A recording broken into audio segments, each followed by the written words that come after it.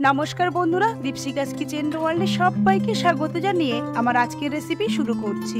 গরমে টক দই খাওয়ার সাথে সাথে লস্যি খাওয়ার চাহিদাও খুবই বেড়ে যায়। তীব্র গরমে শরীরকে ঠান্ডা রাখতে চটজলদি দোকানের মতো লস্যি বাড়িতেই বানিয়ে ফেলুন। তাই দেরি না করে শুরু করা যাক আমার আজকের রেসিপি। এবার লস্যি বানানোর জন্য আমি মিক্সারের বড় জারটা নিয়েছি, আর জারের মধ্যে আমি 500 টক দই দিয়ে দেব।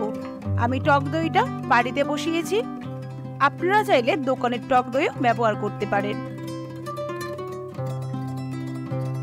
এবার আমি 4 টেবিল স্পুন চিনি দিয়ে দেব। এই চিনিটা আপনারা গুঁড়ো চিনিও ব্যবহার করতে পারেন। আপনারা যদি মিষ্টির ভাগটা একটু বেশি খেতে চান তাহলে চিনির পরিমাণটা একটু বাড়িয়ে দিতে পারেন। এবার কয়েক টুকরো আমি আইস কিউব দিয়ে দেব।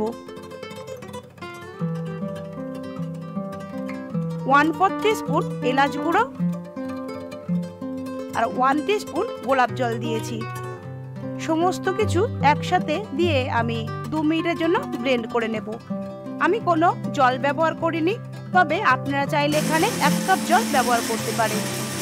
আমি ঘন লস্যি বানাবো, তাই আমি এখানে শুধুমাত্র আইস কিউবই ব্যবহার করেছি। আর টক দইয়ের রেসিপি আমার ডেসক্রিপশন বক্সে দেওয়া আছে, আপনারা চেক করে নেবেন। আমি 2 মিনিটের জন্য ব্লেন্ড করে নিয়েছি, এর বেশি আর ব্লেন্ড করার দরকার নেই। তৈরি হয়ে গেল আমাদের চটজলদি দোকানের মতো পারফেক্ট লস্যি।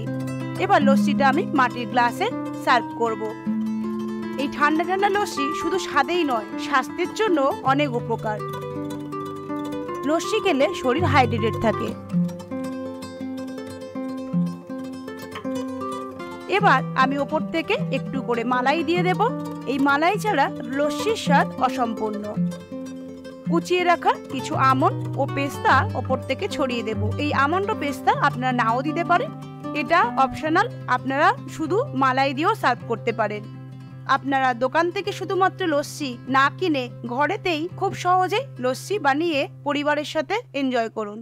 আমার আজকের এই লস্যি রেসিপি আপনাদের কেমন লাগলো অবশ্যই কমেন্ট করে জানান। রেসিপিটি ভালো লাগলে লাইক, শেয়ার ও সাবস্ক্রাইব করার অনুরোধ রইল। পরিবারের সাথে আপনারা ভালো থাকুন, সুস্থ থাকুন। ধন্যবাদ।